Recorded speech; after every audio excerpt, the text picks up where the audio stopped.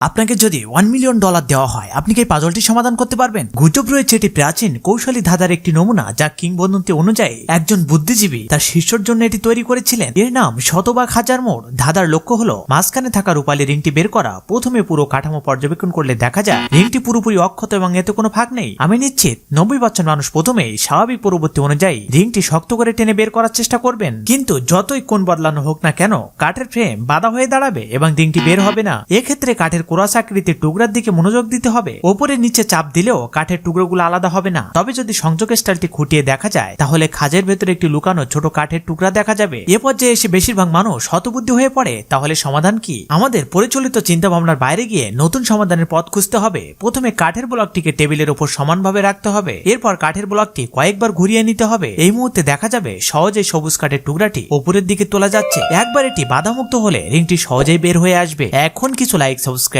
পাওয়া যাবে কি?